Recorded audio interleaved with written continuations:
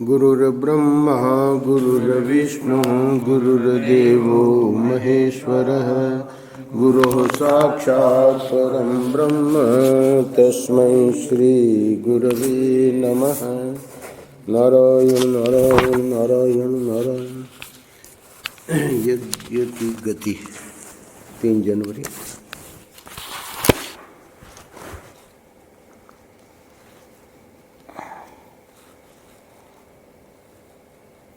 आज का पृष्ठ व्यवहार शुद्धि। ये श्रीमद् भगवद गीता के 17वें अध्याय पर यज्ञ दान और तप इस विषय पर महर्षि के प्रवचन हुए थे। 7 प्रवचन हुए थे। तो आगे चल के जब ग्रंथ छपा तो महर्षि ने ग्रंथ का नाम दिया व्यवहार शुद्धि। यज्ञ दान और तप, इसको भगवान ने गीता में बताया है कि ये सबको करना है। किसी को भी यज्ञ दान और तप का त्याग नहीं करना चाहिए। तो आज के पृष्ठ में महर्षि बताएंगे कि यज्ञ की गति यानी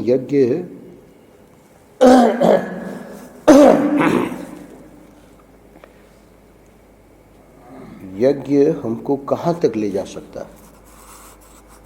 ये जो साधना यज्ञ की करते हैं, यज्ञ का अर्थ सिर्फ जो कर्मकांड में हवन होता है गीता में, वो सीमित अर्थ नहीं है। यज्ञ का अर्थ जो भी हम ठाकुर जी के लिए करते हैं क्रिया, वो यज्ञ है। वो रूढ़ अर्थ है जो कर्मकांड का जो यज्ञ है आहुति वाला, वो मुख्य अर्थ में है। परंतु यहाँ जो है यज्ञ, आज के पृष्ठ में जो शब्द है वो है पारिभाषिक। अंग्रेजी में कहते हैं टेक्निकल टर्म। तो टेक्निकल टर्म यानी उसको सिर्फ सीमित न रखें।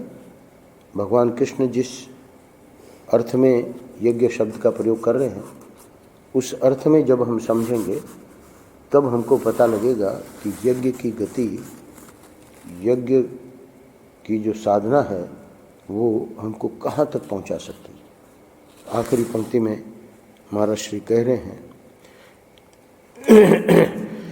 इसलिए कर्मारंभ से लेकर परिपूर्ण ब्रह्म पर्यंत यज्ञ की ही गति है। क्या अर्थ हुआ? कर्मारंभ यानी बिल्कुल निकम्मा है व्यक्ति, तो उसको कहते हैं कि तुम कर्म किया करो। आज के पृष्ठ में आवेगा तो वहाँ से लेकर, यानी जो निकम्मा बैठा था उसको महात्मा ने कर्म में लगाया, और उसके बाद क्या क्या उसके जीवन में पड़ाव आए अपनी अध्यात्म यात्रा में, उसका पूरा वर्णन करेंगे। और वो जो अध्यात्म यात्रा में सोपान हैं, सीढ़ियां हैं, वो गुरु के निर्देश में, जैसे आज के पृष्ठ में महर्षि बता रहे हैं, वैसे अगर व्यक्ति करेगा तो यज्ञ की गति जो है वो कर्मारंभ से लेकर परिपूर्ण ब्रह्म पर्यंत, यानी अपने लक्ष्य तक वो हमको पहुंचा देगी। तो इतनी महत्वपूर्ण जब साधना है तो हमको उसके बारे में जानकारी आवश्यक है, और जानकारी करके फिर चुपचाप बैठना नहीं है या प्रवचन नहीं देना है, वो जीवन में उतारना है। यज्ञ की गति सबसे पहले कर्तापन, जिसको अंग्रेजी में कहते हैं डूअरशिप, और कर्तापन के साथ भोक्तापन भी, तो एंजॉयरशिप। तो डूअरशिप और एंजॉयरशिप, कर्तापन और भोक्तापन, इसको लेके प्रथम पैराग्राफ में महर्षि इसलिए चर्चा करेंगे कि ये जो कर्तापन है कि मैं करने वाला हूँ, ये कार्य मैंने किया, ये अज्ञान के कारण है। हमको नहीं पता है कि मैं ठाकुर जी की कृपा के बिना कुछ भी नहीं कर सकता। ये बोल रहा हूँ, ये हाथ हिला रहा हूँ, है ना, वहाँ से कमरे से चल के यहाँ आया, खड़ा हूँ, बैठा हूँ, है ना, बिना ठाकुर जी की कृपा के कोई भी क्रिया हम नहीं कर सकते। तो ये जो अहंकार है, इसी के बारे में सबसे पहले बता रहे हैं कि कितना गलत है। व्यक्ति में जो कर्तापन है कि मैंने ये किया, मैंने वह किया, इसके मूल में अज्ञान है। महात्माओं को ये अज्ञान नहीं है, तो इसलिए उनको कभी ये अभिमान होता ही नहीं कि ये मैंने किया, है ना। तो ये जो अज्ञान अवस्था में हम इस प्रकार सुखी दुखी होते रहते हैं, वो अभी बताएंगे कर्तापन के कारण। यही अहमता मनुष्य को परिच्छिन्न बनाती है। परिच्छिन्न का अर्थ है कि हम अपने को ठाकुर जी के प्रति शरणागत करके और अपने को ठाकुर जी का स्वरूप ही, है ना, ठाकुर जी का हम अंश हैं, तो ठाकुर जी के प्रति हमारा पूर्ण समर्पण हो जाए तो फिर हम एक व्यक्ति नहीं है। परिच्छिन्न का अर्थ है कटा पीटा। तो गोविंदानंद एक व्यक्ति है। तो ये व्यक्ति में कौन रख रहा है? ये कर्तापना, ये अहमता हमारी। तो यही अहमता मनुष्य को परिच्छिन्न बनाती है। और मज़ेदार बात क्या है, जितनी चोट संसार में पड़ती है, मज़ेदार क्या दुख की बात है, जितनी चोट संसार में पड़ती है वह सब कर्ता और भोक्ता पर ही पड़ती है। तो हमने अपने को कर्ता माना, किसी ने हमको कहा कि ये क्या काम किया तुमने, है ना, और डांट लगाई, तो वो जो चोट लगी, क्योंकि कर्ता माना ना, मन ही मन हम सोचते कि भाई ठाकुर जी ने करवाया है, अब वो कर रहा है, डांट लगा रहा है, तो ठीक है, ऐसी ठाकुर जी की इच्छा। पर जब हम कर्तापना और भोक्तापना, यानी अब जो मैंने कार्य किया है उसकी प्रशंसा होनी चाहिए, पर यहाँ तो उल्टा हो रहा है, तो ये चोट जो है वो सब इसी पे पड़ती है। किस पे? अहंकार पे। तो महर्षि समझा रहे हैं, जितनी चोट संसार में पड़ती है वह सब कर्ता और भोक्ता पर ही पड़ती है। यदि अपने भीतर कर्तापन का अभिमान न हो तो चोट ना पड़े। असल में अब असल यानी वास्तविक वस्तु क्या है? असल में महाकर्ता, महाभोक्ता, महात्यागी जो परमेश्वर है, उसके कर्म पर, उसके भोग पर, उसके त्याग पर दृष्टि रहे तो मनुष्य कभी अपने अभिमान के वश में न हो। अर्जुन बहुत घबरा गया था। कैसे भीष्म पितामह, द्रोणाचार्य, कर्ण, है ना, बहुत एक से एक धुरंधर थे, कृपाचार्य उनके सामने जिनसे लड़ना था। भीष्म पितामह तो वो इच्छा करेंगे तो ही मृत्यु होगी, मृत्यु हो ही नहीं सकती, है ना, इच्छा मृत्यु थी उनको। पर वहाँ पर क्या है कि अगर अब ठाकुर जी रथ चला रहे थे तो ठाकुर जी ने क्या कहा 11वें अध्याय में, निमित्त मात्रम भव सव्य साचिन। हे अर्जुन, सव्य साचिन अर्जुन का नाम है, वो बाएं हाथ से भी बाण चला, धनुष बाण चला लेता था, तो इसलिए उसका नाम सव्य साचिन है। हे सव्य साचिन, तुमको निमित्त मात्र बनना है, तुमको कुछ करना नहीं है, करने कराने वाला तो मैं हूँ। उसी को महर्षि कह रहे हैं कि यदि अपने भीतर असल में महाकर्ता, महाभोक्ता, महात्यागी जो परमेश्वर है, उसके कर्म पर, उसके भोग पर, उसके त्याग पर दृष्टि रहे तो मनुष्य कभी अपने अभिमान के वश में न हो। यानी ये चोट जो पड़ रही है संसार में, है ना, इस चोट का शिकार ना हो। कर्तृत्व की शिथिलता होती है भगवान की शरणागति से। तो ऊपर सूत्र दे दिया कि महाकर्ता, महाभोक्ता और महात्यागी तो परमेश्वर है, वही सब करता करवाता है। तो भगवान की अगर शरणागति है, सद्गुरु की अगर शरणागति है, तो कर्तृत्व हमारा इतना दृढ़ नहीं रहेगा, शिथिलता आ जाएगी। जब तक अपना कर्तापन है तब तक जीवन में ईश्वर का आविर्भाव नहीं होता। तो देखते हैं हम कि बड़े बड़े एक से एक कथावाचक महात्मा, पर ईश्वर का आविर्भाव तो ऐसे ईश्वर कोटि के जो संत हैं या बहुत उच्च कोटि के साधक हैं, स्वामी रमणानंद जी महाराज जैसे। अभी दत्ता अवधूत आएंगे 26 फरवरी को, अगले महीने, देखिएगा उनका जीवन क्या गजब है। इस बार तो गोपालगढ़ नहीं रुकेंगे। जब 2009 में आए थे, यहीं रुके थे करीब ढाई या 3 महीने। तो उनका तो कर्तृत्व शिथिल है, भगवान की शरणागति है। तो ईश्वर का आविर्भाव कहाँ दिखेगा? जब कर्तापन नहीं रहेगा। जब तक अपना कर्तापन है, कुछ नहीं। सामान्य लोगों की बात छोड़ो, जो साधना कर रहे हैं और है ना, बड़े बड़े उच्च पदों पे है, मंडलेश्वर है, महंत हैं, कुछ नहीं। क्यों नहीं? क्योंकि कर्तापन है, ये मैंने किया। अच्छे अच्छे लोग भी हैं, महंत मंडलेश्वरों की सबकी निंदा नहीं है, उन्हीं में बहुत गजब के लोग हैं। अब इस पैराग्राफ में महाराज श्री आखिरी में आया ना कि कर्मारंभ से लेकर परिपूर्ण ब्रह्म पर्यंत, तो कर्म का आरंभ वहां से महाराज श्री शुरू करेंगे। देखो यहाँ अधिकारी का भेद है, यानी हर व्यक्ति सीधे भगवान की शरणागति नहीं कर पाएगा। जो आखिरी कक्षा में है, जो करते करते अभ्यास जिसने सीखा है, तो अलग अलग अधिकारी हैं। जैसे कक्षा में तुम कौन सी क्लास में हो? मैं फर्स्ट में हूँ, तो ऐसे कोई सेकंड में है, कोई थर्ड में है, कोई फोर्थ में है, तो अधिकारी का भेद है। भाई तुम फर्स्ट में ही क्यों हो, फोर्थ में क्यों नहीं हो? अरे भाई हमने अभी सीखना शुरू किया है, तो फर्स्ट में सेकंड थर्ड में पास हो जाएंगे तो फोर्थ में चले जाएंगे, उसमें क्या बात है? आप ऐसा क्यों कह रहे हैं कि फोर्थ में क्यों नहीं? फोर्थ में भी आ जाएंगे धीरे धीरे। तो कैसे शुरू होता है? यदि एक निकम्मा अधिकारी है तो उसके लिए कहा गया कि काम करो कर्मारंभ से, यानी वो निकम्मा बैठा रहता था, कुछ करता ही नहीं था, है ना, तो उसको लगा दिया काम में महात्मा ने।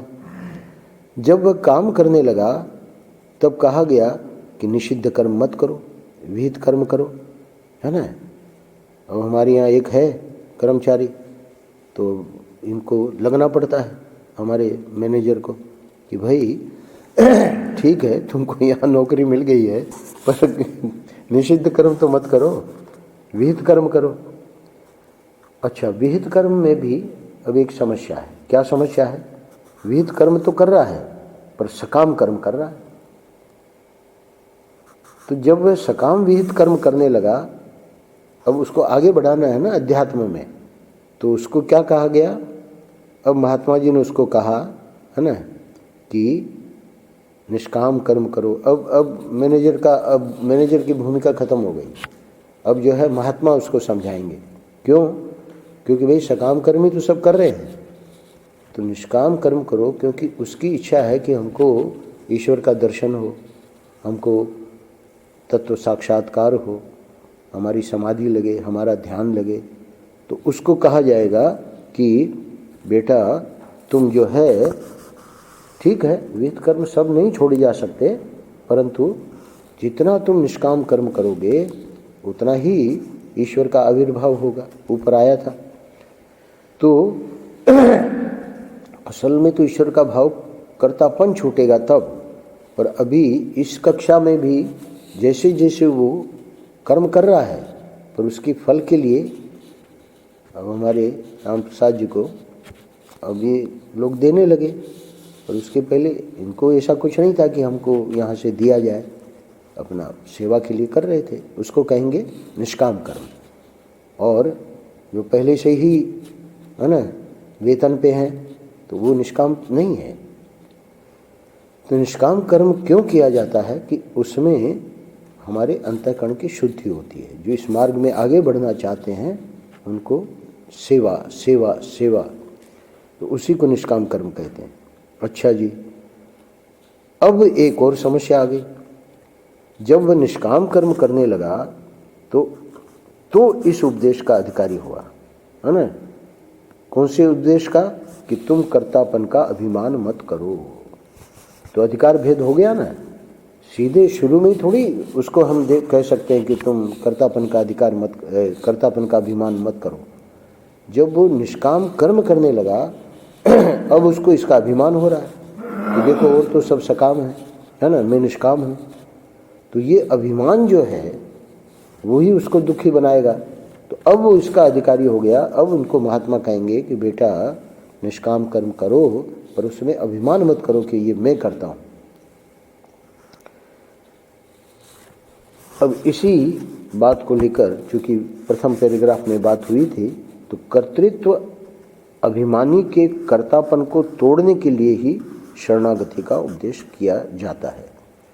पर ये निकम्मे वाले को सीधे नहीं, काम जिसने प्रारंभ किया है उसको भी नहीं, उसको तो निषिद्ध कर्म कर रहा है, उसको कहेंगे निषिद्ध कर्म हटाओ।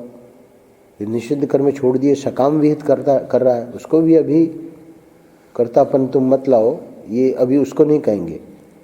पर जब वो निष्काम कर्म करने लगा और कर्तापन लिए हुए है, उसको हम कहेंगे, यानी महात्मा उपदेश करेंगे। तो ये उपदेश क्या है? शरणागति का उपदेश। तो ये होगा कैसे? वो जब खुद कर रहा है तो यही समझेगा ना कि मैं कर रहा हूँ।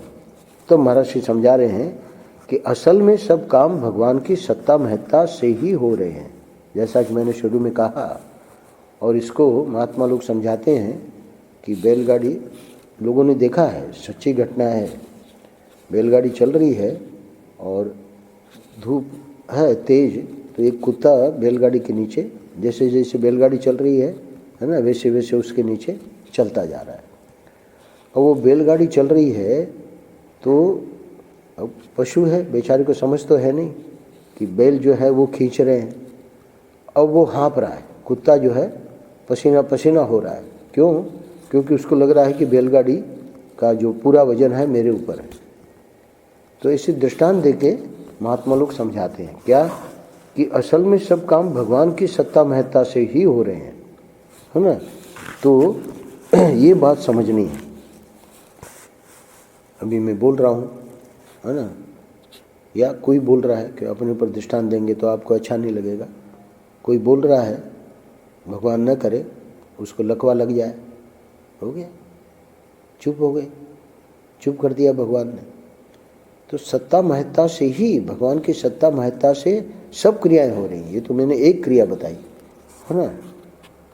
तो यदि सकाम को भी अब एक और सावधानी, क्योंकि जब गुरु हैं तो गुरु को ये बताना पड़ेगा कि कहाँ कहाँ हम गलतियाँ करते हैं। देखिए सुनिए, यदि सकाम को भी या बुरा काम करने वाले को भी कहें कि भगवान करा रहे हैं। देखिए एक बात ये आ गई कि सब काम भगवान की सत्ता महत्ता से ही हो रहे हैं। तो इस वाक्य का वो क्या करेगा, जो बुरा काम कर रहा है या जो सकाम काम कर रहा है, बुरा काम का मतलब निषिद्ध कर्म, जो दूसरी पहली कक्षा दूसरी कक्षा में है, और सकाम यानी उसने निषिद्ध कर्म छोड़ तो दिए, विहित कर्म ही करता है पर सकाम कर्म कर रहा है। तो सकाम को भी या बुरा काम करने वाले को भी कहें कि भगवान करा रहे हैं, तो सकाम कर्म कौन करा रहा है आगे बताएंगे महाराज श्री। तो यह जो अध्यारोप यानी ये इस प्रकार जो मानना हुआ, तो वह तो बिल्कुल गलत स्थान पर हो गया। क्यों गलत स्थान पर हो गया? क्योंकि भगवान नहीं कराते हैं, न तो भगवान सकाम कर्म करवाते हैं और न ही भगवान बुरा काम करवाते हैं। तो अभी अभी तो आपने कहा कि सब काम भगवान की सत्ता महत्ता से हो रहे हैं, तो फिर अब आप पहले तो आप कह देते हो और फिर बाद में मना कर देते हो। महाराज से आगे बताएंगे कि सकाम कर्म कौन करवाता है ना, और बुरा काम कौन करवाता है, निषिद्ध कर्म कौन करवाता है। तो कह रहे हैं कि ये बिल्कुल गलत स्थान पर हो गया, यानी इस प्रकार मानना कि जो भी काम करवा रहे हैं वो सब भगवान करवा रहे हैं, ये गलत है। क्यों? वस्तुतः भगवान किसी को निकम्मा नहीं रखते। अब शुरू से ध्यान देना, जहाँ से शुरू किया था वो निकम्मा बैठा था, तो कह सकता है कि भगवान ने ऐसा निकम्मा बैठा है इसलिए मैं निकम्मा बैठता हूँ। नहीं, भगवान निकम्मा नहीं रखते। निकम्मा तो मुर्दा रहता है। अरे भगवान ने तो चेतना दी है, भगवान तो चाहते हैं कि भाई ये जो मनुष्य जन्म दिया है इससे तुम आगे बढ़ो, कुछ कर्म करो। है ना। तो निकम्मा तो मुर्दा रहता है। अच्छा बोले बुरा कर्म, निषिद्ध कर्म, वो तो भगवान करवाते हैं ना? नहीं, निषिद्ध कर्म भगवान नहीं कराते, अपनी वासना कराती है।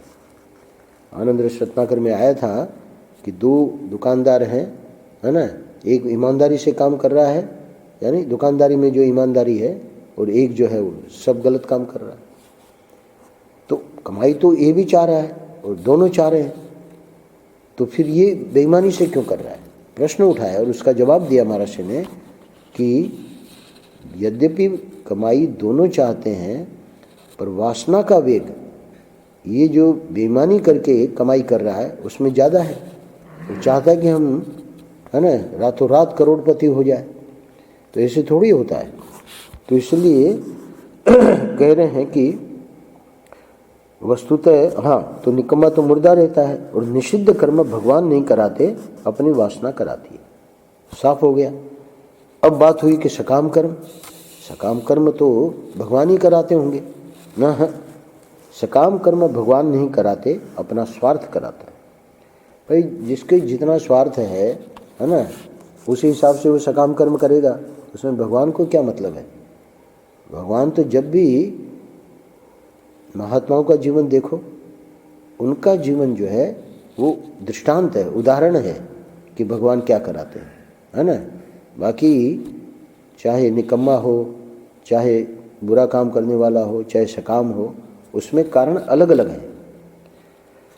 अच्छा जी, अब ये बात जब साफ हो गई, तो अब ऊपर वाले पैराग्राफ में जो कर्तापने वाली बात है, वो कर्तापन कौन करवाता है?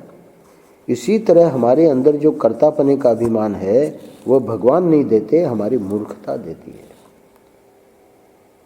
क्या अर्थ हुआ? मूर्खता यानी अज्ञान। अज्ञान का अर्थ है कि हम जानते ही नहीं है कि हम क्या हैं। कल मैंने बताया हनुमान जी का, तो ये हमको सीखना पड़ेगा। कर्तापन, देखिए हनुमान जी ने तीनों वाक्यों में यही दिखाया कि मैं कर्ता हूँ ही नहीं। अगर आप देह दृष्टि से पूछो तो मैं आपका दास हूँ। तो इसीलिए भगवान ने कहा निमित्त मात्रम भव सव्य साचन। हे अर्जुन, तुम निमित्त बनो, तुम इसकी चिंता मत करो कि युद्ध में हम कैसे जीतेंगे, है ना, वो हमारे पे छोड़ दो। तो ये जो कर्तापन है वो हमारा अज्ञान करवा रहा है। तो गीता के उपदेश में भगवान उसके अर्जुन के अज्ञान को दूर कर रहे हैं। ये आनंद रस रत्नाकर का जो सत्संग है, उसमें जो पृष्ठ हम पढ़ते रहेंगे, तो धीरे धीरे हम देखेंगे कि हमारा अज्ञान भी दूर हो जाता है, अगर हम चाहेंगे तो, है ना। तो ये तो मूर्खता देती है, कर्तापन हमारा अज्ञान दे रहा है। अच्छा जी, आगे बढ़ो। अज्ञान का अर्थ क्या हो गया? अज्ञान का अर्थ हो गया कि हम जानते ही नहीं हैं कि हम भगवान के अंश हैं, हम भगवान के दास हैं, हम भगवान से अभिन्न हैं। अब फिर से जो शुरू किया था महर्षि ने, देखो यहाँ अधिकारी का भेद है, फिर से ले रहे हैं। इसलिए जो जिसका अधिकारी होता है उसके लिए उसी प्रकार का उपदेश शास्त्र में आता है। तो निकम्मे को अलग बात बताई गई, निषिद्ध वाले को अलग बात बताई गई, सकाम को अलग बात बताई गई, और निष्काम को कहा गया कि कर्तापन का अभिमान छोड़ो। तो चार प्रकार के अधिकारी को चार प्रकार का उपदेश। यदि व्यभिचारी से कह दिया कि ईश्वर तुमसे व्यभिचार करा रहे हैं, है ना, तो ये सब बातें अविवेक मूलक है, मूर्खता जन्य है, मनुष्य को ईश्वर से पृथक करने वाली है। अरे भाई वो तो पहले से ही गलत काम कर रहा है, पर उसको कह दिया कि अरे ईश्वर की इच्छा के बिना पत्ता भी नहीं हिलता, है ना, तू जो कर रहा है तो बिना ईश्वर की इच्छा के कर सकता है क्या? अब वो जो है वो व्यभिचार में पहले से ही था, और कुछ ऐसी बात सुन ली उसने, है ना, तो अब उसने उसका वो कर दिया, सफाई देनी शुरू कर दी कि सब ईश्वर ही तो करवाते हैं। नहीं, ईश्वर नहीं करवाते हैं। 1 2 3 4 अगला पैराग्राफ आज के पृष्ठ का सबसे महत्वपूर्ण पैराग्राफ है। क्यों? क्योंकि यही हो रहा है। व्यक्ति गलत काम कर रहा है, पाप कर्म कर रहा है, और कहता है कि ईश्वर करवा रहा है। कभी नहीं। आप अनुभव करें, ईश्वर की कृपा से मेरे द्वारा अच्छा काम हो गया, है ना। बुरा काम हो गया ये नहीं, अच्छा काम हो जाए तब ये अनुभव करें, है ना, ये भाव लावें कि ईश्वर की इच्छा से हो गया, मैं कौन हूँ करने वाला। लेकिन हमसे जो बुरा काम हुआ, भाई काम तो सभी प्रकार के हो ही जाते हैं, नहीं चाहते हुए भी, है ना, गलती हम कर बैठते हैं। तो वो जो गलती हो गई हमारे द्वारा, हमने बड़े के सामने जबान लड़ा दी, है ना, हमने हाथ उठा दिया, तो ये क्या हुआ, ये ठाकुर जी ने नहीं करवाया। हमसे जो बुरा काम हुआ वह हमारी भूल से हुआ, है ना, वही अज्ञान से। इसी दृष्टि से तुलसीदास जी ने कहा है, गुण तुम्हार समुझहि निज दोषा, जेहि सब भांति तुम्हार भरोसा। ऐसा जो भक्त है जिसको सब भांति तुम्हारा भरोसा है, हे प्रभु, वो क्या करेगा कि कोई गुण है उसके जीवन में तो यही कहेगा कि हमारा इसमें कुछ नहीं, हमारे सद्गुरु की कृपा है, भगवान की कृपा है, हमारे में क्या गुण है ना। तो फिर दोष जो है वो समुझहि निज दोषा, दोष हमारे हैं, गलती हमारी है। इसलिए कोई अच्छा काम हो तो अभिमान मत करो और समझो कि वह ईश्वर की प्रेरणा से हुआ है। और बहुत ध्यान से सुनना, बुरा काम हो तो मान लो अपनी त्रुटि से, अपनी गलती से हुआ है, वहाँ सफाई देने की जरूरत नहीं है। वहाँ अगर वो मान लेगा तभी वो अध्यात्म मार्ग में आगे बढ़ेगा। अगर वो सफाई देते फिरेगा, है ना, तो अहंकार है, अभिमान है, तो वो कहाँ, अध्यात्म मार्ग में तो अहंकार को शिथिल करना है। तो इसलिए यदि कोई बुरा काम, समझो हमको नहीं भी समझ में आया, सामने वाला समझा रहा है कि भाई ये तुम्हारे से गलती हुई है, तो मान लो उसको कि हाँ हमसे गलती हो गई। अब आप कह सकते हैं कि गलती तो नहीं हुई और वो ज़बरदस्ती हमसे गलती मनवा रहा है, कोई बात नहीं, उस समय उसको मान लो, है ना। आगे चल के वो अपने आप समझ जाएगा, हमने जो भी गलती मनवा रहा है कि वो उसकी गलती नहीं थी, वो गलती हमारी थी, वो समझ में आ जाएगी बात। क्योंकि हम अपने को अगर ठीक ठीक रखेंगे तो ठाकुर जी हमारे साथ है ना। हमको किसी की चिंता नहीं करनी है कि कोई क्या बोल गया, कोई क्या डांट दिया, कोई कैसे अपमान कर गया, कुछ नहीं। जो भी हो रही है डांट अपमान, वो सब ठाकुर जी की कृपा है। क्यों कृपा है? क्योंकि डांट और अपमान से ही तो हम अपने, एक महात्मा जी बहुत गालियाँ देते थे, तो शिष्य बोल पड़ा कि आप क्या है, जब देखो तब गालियाँ देते रहते हो। महात्मा ने कहा, अरे तू अभी हमारी गाली नहीं सहन कर पा रहा है, संसार में जाएगा, है ना, इतनी गालियाँ पड़ेगी, तो ये तो ठाकुर जी हमारे हित कर रहे हैं। अगर सही बात पर डांटे जा रहे हैं, अपनी गलती मान लो। व्यक्ति ने समझा ही नहीं और गलत ही डांट रहा है, कोई बात नहीं, चुप लगा जाओ, है ना। क्यों चुप लगा जाओ? महाराज जी कहते थे हमारे साधना हो जाएगी। साधना यही है, बर्दाश्त करना ही सिद्धि है, उड़िया बाबा जी कहते थे। चलो आगे बढ़ो। अंतिम पैराग्राफ में महाराज जी कह रहे हैं कि अब ये अंतिम पैराग्राफ बहुत ध्यान से सुनना। अब यदि कहो कि हम तो करता नहीं रहे, ईश्वर करता रहा, तो ये ठीक है, इसमें कोई गलती नहीं। पर जो ऊपर समझाया है उसके हिसाब से, निषिद्ध कर्म में उनको नहीं बताना कि ईश्वर करता है, सकाम कर्म में उसको नहीं बताना है। सकाम कर्म हमारा स्वार्थ से हुआ, निषिद्ध कर्म हमारी वासना से हुआ। निकम्मा बोले मुर्दा निकम्मा रहता है, कर्तापना हमारे अज्ञान से हुआ। तो ये सब बात क्लियर हो गई। और अब जब हम इन सब चीज़ों को ध्यान में रख के और कहते हैं कि अब तो अब तो मैं करता नहीं हूँ ना, अब तो ईश्वर ही है ना करता, बोले हाँ बिल्कुल ठीक बात है। अब यदि कहो कि हम तो करता नहीं रहे, ईश्वर करता रहा, तो ये ठीक है। भक्त के मन में ऐसा ही आता है। शरणागत कहता है कि भगवान मैंने तो कुछ नहीं किया, तुमने किया, इसलिए तुम जानो। अब देखिए यहाँ बहुत मज़ेदार बात है। यानी जब उसमें कर्तापना है ही नहीं, और आप कल्पना करो कि व्यवहार में हम देख रहे हैं कि वो भक्त जो है गलती कर रहा है, तो उसको उसका पश्चाताप नहीं होगा, ग्लानि नहीं होगी। क्यों नहीं होगी? क्योंकि उसने अपने को भगवान के प्रति शरणागत कर दिया। इसलिए कह रहा है भक्त, क्या कह रहा है? क्या कह रहा है? भगवान मैंने तो कुछ नहीं किया, तुमने किया, इसलिए तुम जानो। तुम जानो का मतलब ये गलत भी जो हुआ है, तो इस स्थिति में, किस स्थिति में? जिस स्थिति में पूर्ण शरणागति है। इसलिए महात्मा लोग हमेशा आनंद में रहते हैं। क्यों? क्योंकि उनकी पूर्ण शरणागति है। हम लोग देख रहे हैं कि भाई गलत काम हो रहा है, धर्म के विरुद्ध कोई क्रिया हो रही है, उनको पता है कि भगवान पे जब मैं पूर्ण शरणागत हूँ तो जो भी क्रिया है उसमें कोई न कोई किसी का कल्याण होना है। महात्मा है डांट रहा है, महात्मा है क्रोध कर रहा है, अरे महात्मा को तो क्रोध नहीं करना चाहिए। नहीं, उसको पता है महात्मा को कि मैं तो करता हूँ ही नहीं, तो फिर भी ये क्रोध जो किया जा रहा है तो अवश्य ही सामने वाले का हित है। हम बहुत बार कहते हैं, जो लोग आते हैं हमारे पास, भाई हमारा ये बहुत बुरा स्वभाव है, हम डांट देते हैं। सामने वाला क्या कहता है? नहीं नहीं स्वामी जी, आप डांटा करो, नहीं तो हम सुधरेंगे कैसे? अरे हमने कहा कि तुम्हारे सुधारने की बात छोड़ो, पहले तो हमको सुधरना है ना। हम डांटेंगे तो हमारा थोड़ी सुधार होगा। तो सामने वाला हमेशा जानता है कि भाई ठाकुर जी इनसे वही काम कराएंगे जिससे हमारा हित है।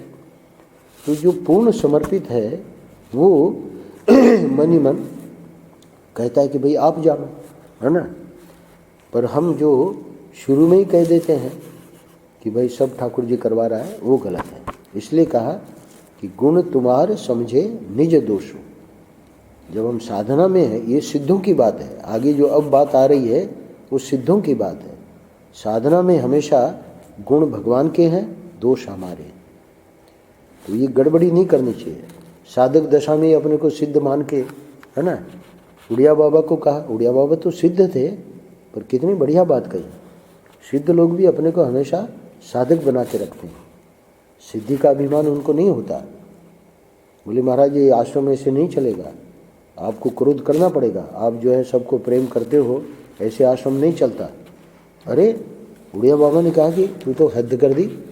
गीता में भगवान कह रहे हैं कि काम क्रोध और लोभ ये नरक के द्वार हैं, और तू मुझे सिखा रहा है कि क्रोध करना चाहिए, है ना। तो कहने का मतलब ये है कि भक्त जो हैं वो तो जान रहे हैं, शरणागत तो जान रहा है, इसलिए उनके हृदय में कभी कोई ग्लानि नहीं होती।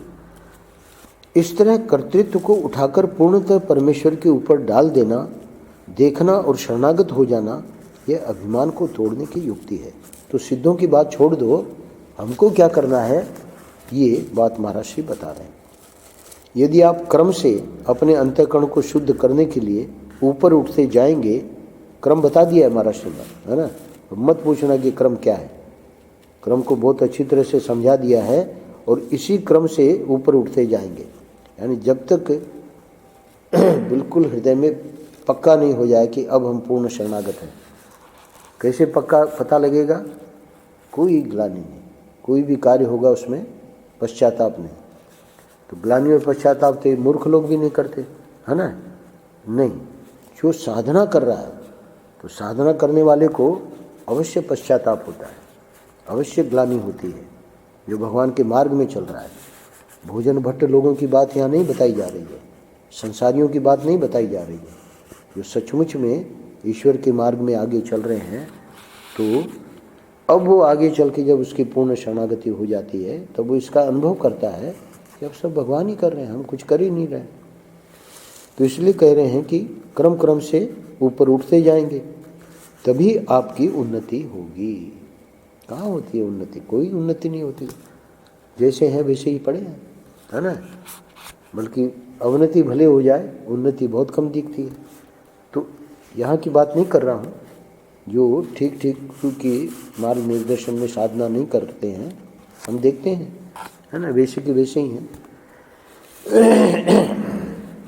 अन्यथा यदि बीच में ही कहीं पकड़ कर बैठ जाएंगे और कहेंगे कि भाई अच्छा बुरा तो सबसे होता है, कामना तो सबके हृदय में ही रहती है, कर्तापन तो सब में ही रहता है, गलत काम तो सबसे ही होते हैं।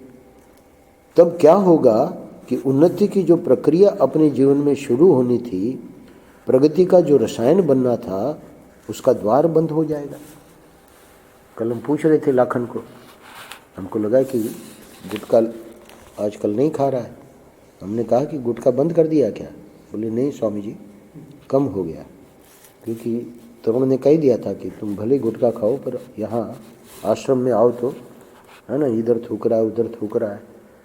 तो फिर उसने एक बात कही, मैंने कहा देखो गुटखा से जो कैंसर होता है, बोले हाँ, हर एक गुटखा के उसमें पहले तो 1 रुपये में आता था, 5 रुपया हो गया, तो मैंने कम कर दिया है ना, पर वो सब गुटखा के उसमें लिखा रहता है कि कैंसर होता है। तो फिर मैंने कहा फिर तो नहीं खाना चाहिए। तो उसने एक वाक्य कहा, बोले कि गुटखा नहीं खाने वालों को भी तो कैंसर होता है। तो ये जो वाक्य है ये गलत है। महर्षि वही बात कह रहे हैं। देखो क्या कह रहे हैं,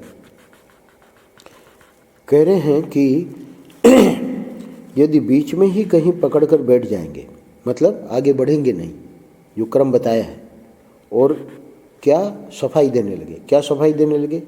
भाई अच्छा बुरा तो सबसे होता है ना, कामना तो सबके हृदय में ही रहती है, कर्तापन तो सबसे ही सब में ही रहता है, गलत काम तो सबसे ही होते हैं, है ना। तो ये जो है ये साधना करने वाले की पहचान नहीं है, भजन करने वाले की ये पहचान नहीं है कि वो ऐसा बोले।